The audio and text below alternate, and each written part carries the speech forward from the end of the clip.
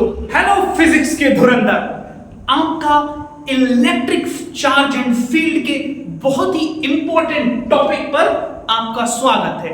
तो आज हम अपना टॉपिक जो पढ़ने जा रहे हैं उसका नाम है इलेक्ट्रिक फील्ड। तो हमने इससे पहले कूलम्स लॉ पढ़ लिया, रिलेटिव परमिटिविटी पढ़ ली, चार्ज के बारे में पढ़ लिया। तो आज हम पढ़ने जा रहे हैं बच्चों बहुत प्यारा सा टॉपिक इलेक्ट्रिक फील्ड। अच्छा, इस वीडियो को देखने के बाद आपको नोट्स के लिए भी यहां वहां नहीं भागना, क्योंकि मेरे द्वारा लिखे हुए हैंड रिटन नोट्स पूरे के पूरे आपको डिस्क्रिप्शन में मिल जाएंगे। इस टॉपिक में इलेक्ट्रिक फील्ड की थ्योरी को कवर करते हैं, उसके बाद नेक्स्ट पार्ट आएगा जिसमें हम जो भी बोर्ड में क्वेश्चन आए हैं न्यूमेरिकल, हम न्यूमेरिकल प्रॉब्लम सॉल्व करेंगे इलेक्ट्रिक फील्ड पर। तो आओ बच्चों हम पढ़ते हैं इलेक्ट्रिक फील्ड के बारे में। तो बेटा इलेक्ट्रिक फील्ड क्या होता है? इलेक्ट्रिक फील्ड, तो मैं एक बात बताऊं, इलेक्ट्रिक फील्ड किसी भी चार्ज के अराउंड एक रीजन होता है। तो ये क्या होता है? Region around a charge body या फिर अराउंड अ चार्ज। अच्छा, यानी कि अगर मान लो एक प्लस क्यू चार्ज है ना, तो इसके अराउंड एक रीजन होता है, इसके अराउंड एक रीजन होता है। अच्छा, इस रीजन की एक खासियत होती है, स्पेशलिटी क्या होती है? अगर इस रीजन में कोई और चार्ज आएगा, मान लो एक चार्ज आया है प्लस क्यू नॉट और एक चार्ज आया है माइनस क्यू नॉट। अच्छा, ये प्लस क्यू इस माइनस क्यू को क्या करेगा? सर दोनों नेगेटिव चार्ज है तो इसको अट्रैक्ट कर लेगा, और इसको सर ये दोनों प्लस प्लस है तो इसको रिपेल कर देगा। मतलब सर ये फोर्स लगाएगा। मतलब इलेक्ट्रिक फील्ड एक ऐसा रीजन होता है किसी भी चार्ज के अराउंड कि अगर उस रीजन में कोई दूसरा कोई बाहरी चार्ज अगर आएगा तो उस पर क्या लगेगी? फोर्स लगेगी। Electric field region around charge, अगर इस रीजन में कोई अदर चार्ज आए, other charge will experience force. यानी कि electric field is a region around a charged body. If any other charged body comes in that region, it will experience a force. वो force कम भी होगा, कई बार ज्यादा भी होगा। जैसे आपने मैग्नेट के बारे में पढ़ा, मान लो ये मैग्नेट है, नॉर्थ पोल साउथ पोल। मान लो इसके पास हम एक मैग्नेट दूर रखी थी, नॉर्थ पोल साउथ पोल। हम इसको धीरे धीरे पास ला रहे हैं। जैसे ही मैग्नेट इधर आई तो इस नॉर्थ पोल ने साउथ ने नॉर्थ को एक दूसरे को अट्रैक्ट कर लिया और ये मैग्नेट चिपक गई आपस में। तो ये क्यों हुआ? सर ये इसलिए हुआ क्योंकि मैग्नेट ने एक फील्ड बनाई थी अपने अराउंड। उस रीजन में दूसरी मैग्नेट आएगी तो वो खिंच जाएगी, उस पर फोर्स लगेगा। ऐसे ही चार्ज अपने अराउंड फील्ड बनाता है। अगर उस फील्ड में कोई दूसरा चार्ज आएगा तो या तो वो खिंच जाएगा या बाहर की तरफ उसको धक्का लगेगा। खिंच जाएगा मतलब या तो फोर्स अट्रैक्टिव होगी या तो फोर्स रिपल्सिव होगी, यानी बाहर की तरफ जाएगा। तो इलेक्ट्रिक फील्ड क्या होती है? सर इलेक्ट्रिक फील्ड किसी भी चार्ज के अराउंड रीजन होता है। अगर उस रीजन में कोई दूसरी चार्ज बॉडी आती है तो उस पर क्या लगती है? फोर्स लगता है। जैसे इलेक्ट्रिक फील्ड को ऐसे समझो, जैसे एक चार्ज स्फीयर है, एक चार्ज स्फीयर, इस पर प्लस क्यू चार्ज है, प्लस क्यू चार्ज है। तो इसके चार्ज के पास एक चार्ज आया है क्यू नॉट।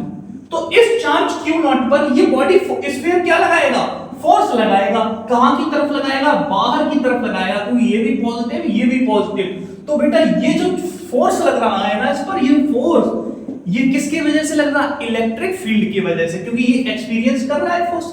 डेफिनेशन नोट्स में मिल जाएगी। अच्छा, प्लस क्यू चार्ज है तो बाहर की तरफ फोर्स लग रहा है, और अगर माइनस क्यू चार्ज होता यहीं पर तो बेटा फोर्स अंदर की तरफ लगता। मतलब एक बात कह सकते हो तो कि इलेक्ट्रिक फील्ड की डायरेक्शन क्या होगी। अगर मैं पूछूं इसकी डायरेक्शन क्या होगी, सर इलेक्ट्रिक फील्ड की डायरेक्शन वही होगी जो डायरेक्शन फोर्स की होगी। जो डायरेक्शन ऑफ इलेक्ट्रिक फील्ड की डायरेक्शन वही होगी जो डायरेक्शन फोर्स की होगी। इस पर फोर्स अगर बाहर की तरफ है तो इलेक्ट्रिक फील्ड कैसी है, आउटवर्ड। इलेक्ट्रिक फील्ड कैसी है, आउटवर्ड।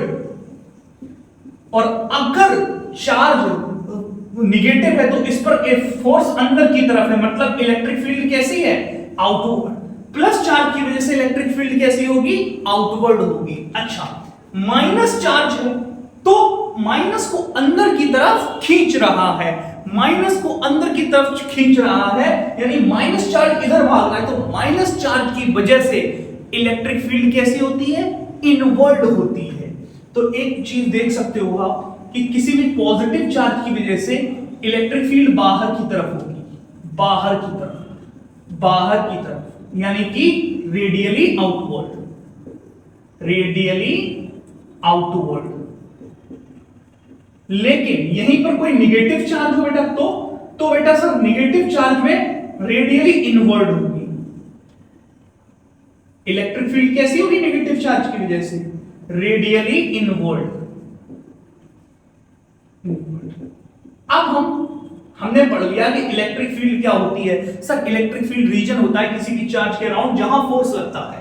अब हम बात करेंगे स्ट्रेंथ ऑफ इलेक्ट्रिक फील्ड, क्योंकि बेटा हर जगह तो इलेक्ट्रिक फील्ड चार्ज से के बराबर नहीं होगी, क्योंकि जैसे ही तुम चार्ज से दूर जाओगे वैसे ही वैसे इलेक्ट्रिक फील्ड कम होती जाएगी, क्योंकि फोर्स कम होता जा रहा है। तो बेटा ये स्ट्रेंथ इलेक्ट्रिक फील्ड की किसी जगह पर कितनी है उसको निकालने के लिए हम कहते हैं, एक नया टर्म हम पढ़ने जा रहे हैं जिसका नाम है इलेक्ट्रिक फील्ड इंटेंसिटी।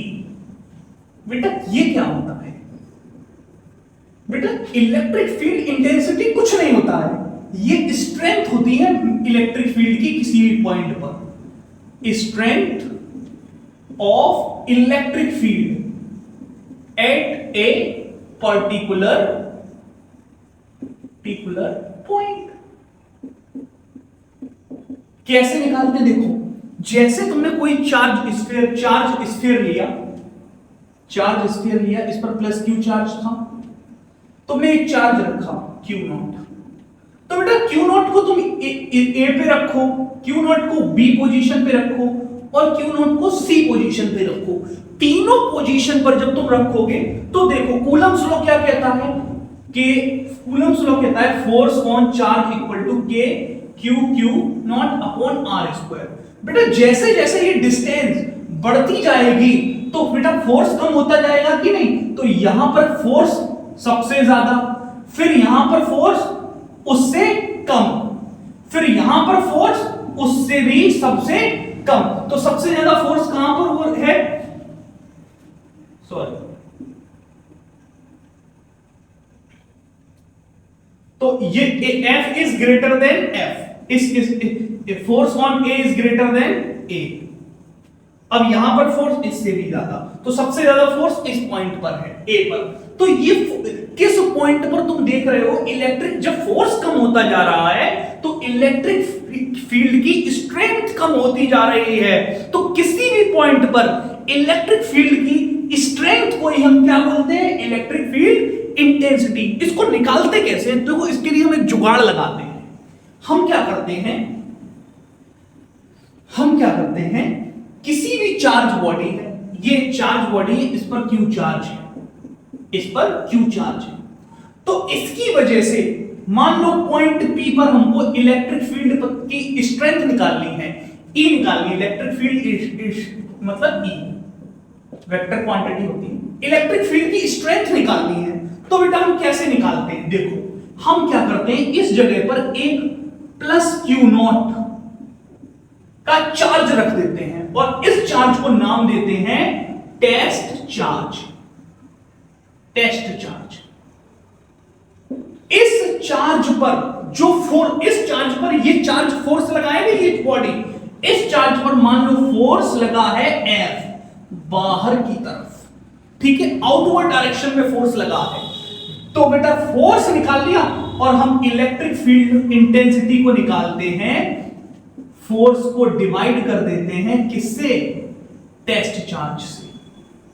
ये हमारी इलेक्ट्रिक फील्ड इंटेंसिटी निकल आती है। यानी कि इलेक्ट्रिक फील्ड इंटेंसिटी को डिफाइन कैसे करते हैं, it is force per unit test charge. Test charge मतलब एक टेस्ट चार्ज पर कितना फोर्स लगा है, पर यूनिट टेस्ट चार्ज पर कितना फोर्स लगा है, वही हमारी क्या होती है, किसी भी पॉइंट की इलेक्ट्रिक फील्ड। यानी कि electric field intensity is defined as the force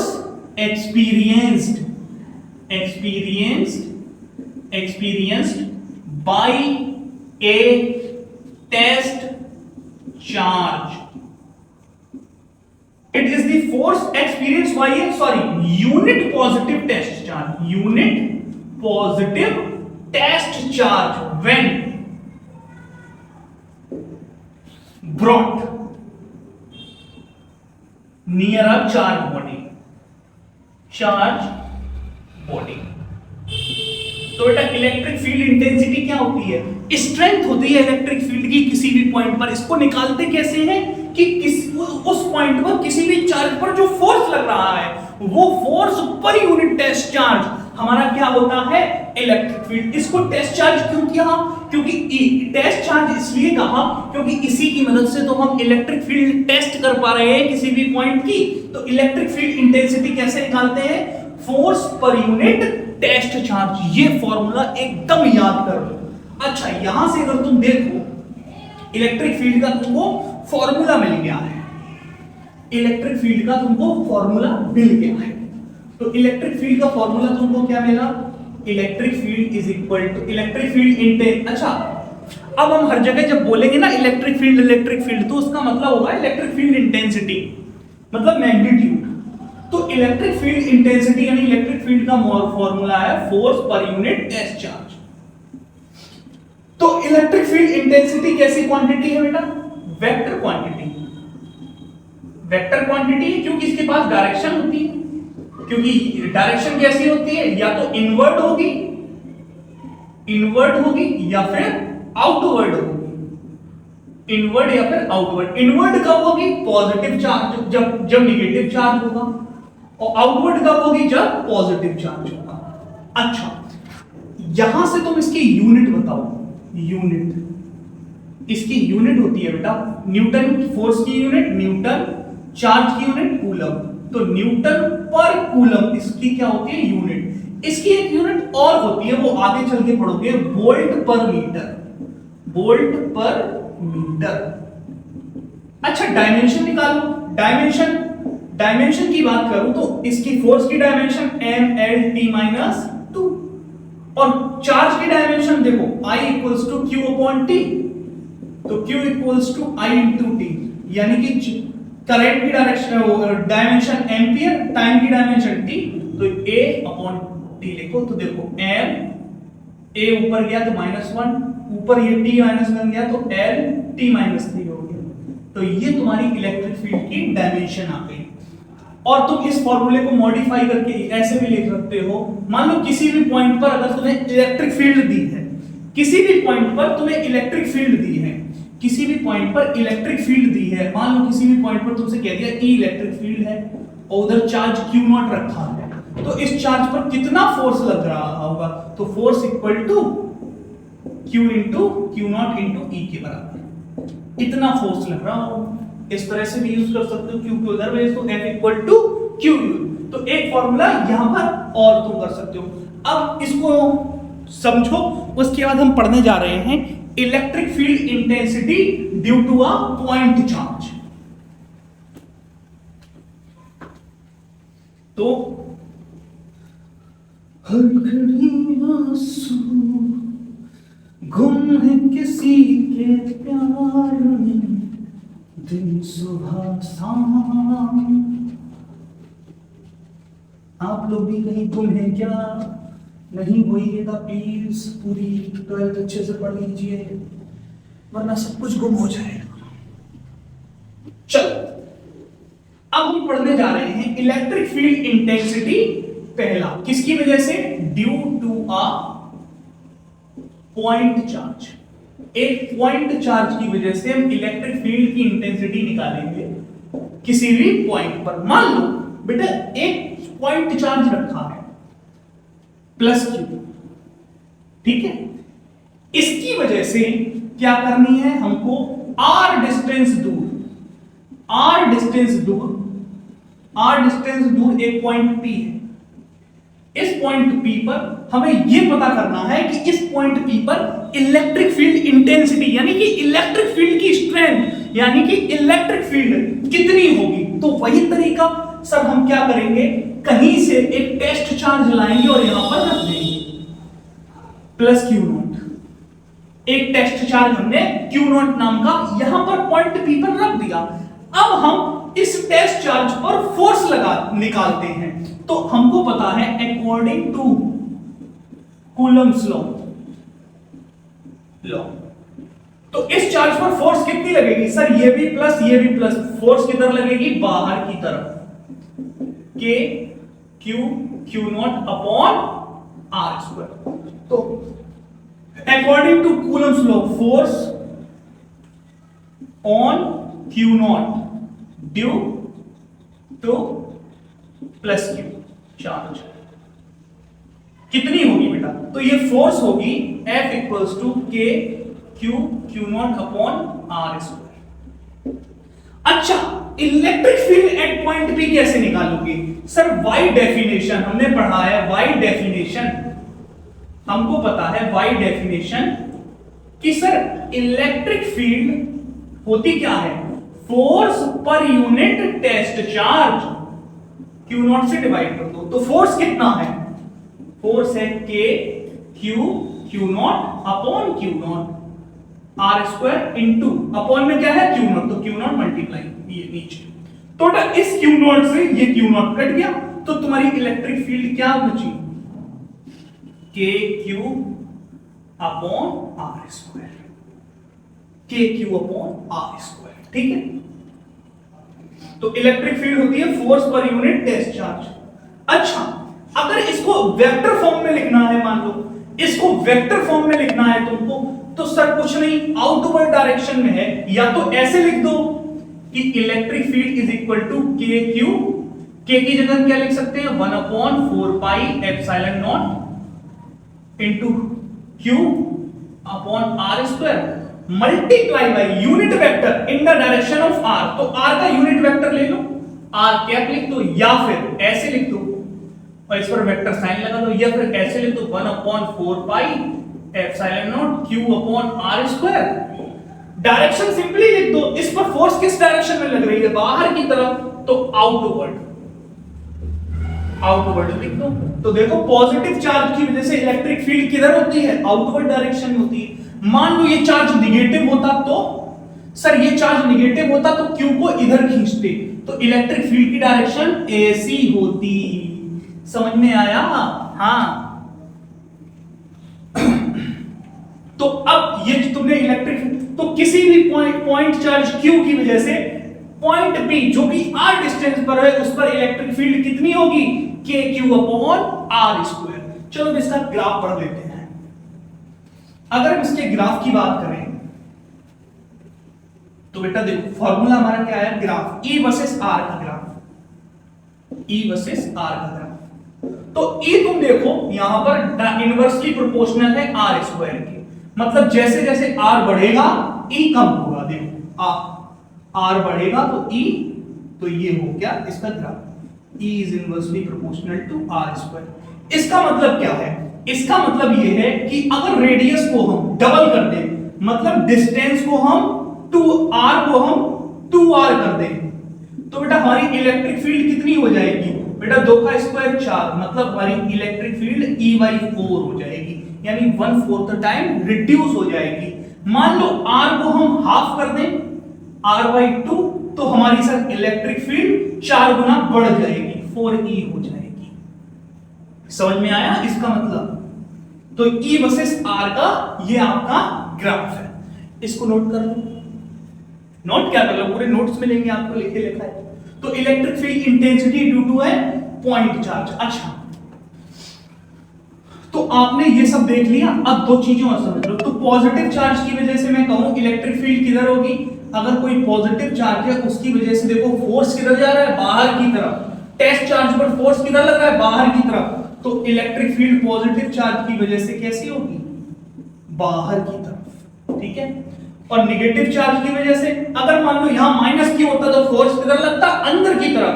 तो फिर इलेक्ट्रिक फील्ड की डायरेक्शन क्या होती, अंदर की तरफ, क्योंकि डायरेक्शन ऑफ फोर्स क्या है। अच्छा, टेस्ट चार्ज हमेशा पॉजिटिव लोगे, हाँ, इलेक्ट्रिक फील्ड की डायरेक्शन निकालने के लिए। पॉजिटिव नेगेटिव की वजह से इनवर्ट होती। अच्छा, एक बात मैं तुमसे बोलूं, इलेक्ट्रिक फील्ड, इस फॉर्मूले को गौर से देखो, electric field due to a point charge की, फॉर्मूले को गौर से देखो। इलेक्ट्रिक फील्ड डिपेंड किस पे कर रही है सर, E पे डिपेंड कर रही है, Q पे डिपेंड कर रही है, R पे डिपेंड कर रही है। बेटा अगर मैं किसी पॉइंट चार्ज से R डिस्टेंस पर इधर जाऊं तो इलेक्ट्रिक फील्ड क्या निकलेगी, E आएगी। अगर इससे R डिस्टेंस इधर आ जाऊं तो भी इलेक्ट्रिक फील्ड E आएगी। R डिस्टेंस इधर चला जाऊं तो भी इलेक्ट्रिक फील्ड E आएगी। R डिस्टेंस इधर चला जाऊं तो भी इलेक्ट्रिक फील्ड E आएगी। कंडीशन क्या है कि ना चार्ज बदले ना मीडियम बदले, क्योंकि चार्ज बदलेगा तो Q बदल जाएगा, मीडियम बदलेगा तो K बदल जाएगा। तुम एक चार्ज के अराउंड R डिस्टेंस पर कहीं भी जाओ, हर जगह इलेक्ट्रिक फील्ड क्या होगी, सेम होगी। इसीलिए जब तुम इनको मिलाते हो तो एक बात बोली जाती है, ये क्या बन गया, स्फीयर। तो electric field has spherical symmetry, spherical symmetry होती है एक किसके पास, बेटा किसी भी पॉइंट चार्ज के अराउंड जो इलेक्ट्रिक फील्ड बनती है उसके पास क्या होती है, स्फेरिकल सिमेट्री। मतलब अगर तुम एक चार्ज लो प्लस क्यू चार्ज दिया, इसके अराउंड ये छोटे छोटे सर्कल बना दो, तो बेटा ये इस सर्कल पर लाई करने वाले हर पॉइंट पर क्या होगी, तुम्हारी इलेक्ट्रिक फील्ड सेम होगी, E1 हर पॉइंट पर E1 होगी। फिर इस सर्कल पे आ जाओ, इसके हर पॉइंट पर इलेक्ट्रिक फील्ड इससे अलग होगी, पर क्या, E2 हर पॉइंट पर E2 होगी, तो क्योंकि बराबर डिस्टेंस पर है। फिर आ जाओ, इसके हर पॉइंट पर E3 होगी, इसके हर पॉइंट पर क्या होगी, E4 होगी। तो चार्ज के पास क्या होती है, इलेक्ट्रिक फील्ड के पास स्फेरिकल सिमेट्री। दूसरा, हर डिस्टेंस बदलते ही क्या हो जाती है, इलेक्ट्रिक फील्ड भी बदल जाती है। मतलब एट एवरी, जैसे डिस्टेंस बदलती है, मतलब at every point electric field have different value.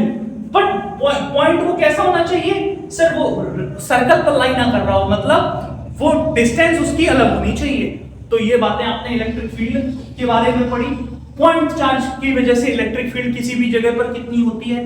अब हम पढ़ते हैं इलेक्ट्रिक फील्ड के बारे में एक बहुत ही इंपॉर्टेंट टॉपिक, जिसको हम बोलते हैं electric field due to number of charges. जादू तेरी नजर, खुशबू तेरी बदन, तो हाँ कर या ना कर, तू है मेरी किरण। अरे मास्टर साहब क्यों बोर कर रहे हो, गाना गा गा के आप बहुत बुरा गाते हो। अरे मुझको पता है यार, बहुत बुरा गाता हूं, पर पढ़ा तो थोड़ा ठीक ठाक हूं, समझ लो। ठीक है, तो नया टॉपिक पढ़ेंगे हम, इलेक्ट्रिक फील्ड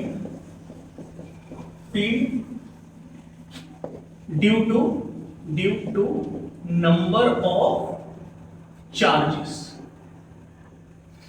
बेटा electric field due to number of charges, मान लो एक चार्ज एक पॉइंट P है, ये लो पॉइंट P है, ठीक है। एक चार्ज Q1 है,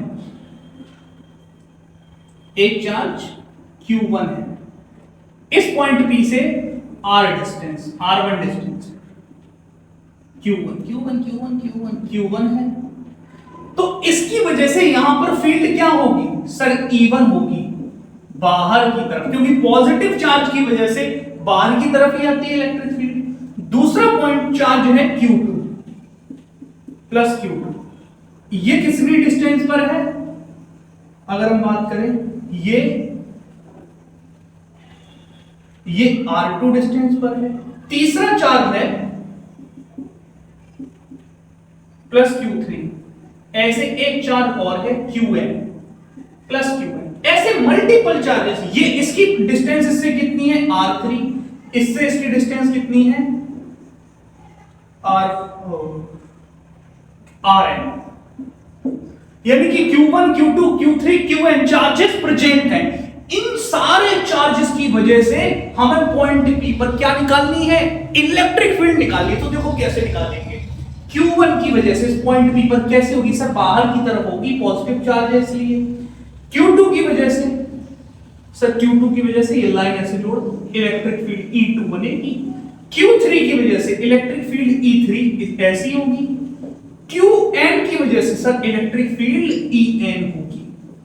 तो बेटा जब बहुत सारे चार्जेस प्रेजेंट हो किसी रीजन में और उन सारे चार्जेस की वजह से किसी एक पॉइंट पर इलेक्ट्रिक फील्ड निकालनी हो, तो बेटा इलेक्ट्रिक फील्ड निकालने का एक ही तरीका है, E net is equal to charge 1 की वजह से इलेक्ट्रिक फील्ड E1 plus E2 plus E3 dot dot dot dot dot En। जितने भी चार्जेस की वजह से जो इलेक्ट्रिक फील्ड बन रही है सबको क्या कर दो? ऐड कर दो। और इसको बोलते हैं superposition principle. Superposition principle charges में भी पढ़ा था, superposition principle of electric field. यानी कि जब मल्टीपल चार्जेस किसी भी रीजन में प्रेजेंट हो, तो बेटा जब हमें बहुत सारे चार्जेस दिए हो किसी भी रीजन पर और उन मल्टीपल चार्जेस की वजह से किसी एक पॉइंट पर इलेक्ट्रिक फील्ड निकालनी हो, तो हम क्या करेंगे? उन सारे चार्जेस की वजह से उस पॉइंट पर इलेक्ट्रिक फील्ड लिखेंगे और उस इलेक्ट्रिक फील्ड को क्या कर देंगे? सिंपली वेक्टर सम कर देंगे। और इसको क्या बोलते हैं? Superposition principle of electric field. अब इस टॉपिक से रिलेटेड जितने भी न्यूमेरिकल हैं वो हम अपने नेक्स्ट लेक्चर में देखते हैं। तब तक के लिए टाटा, गुड बाय।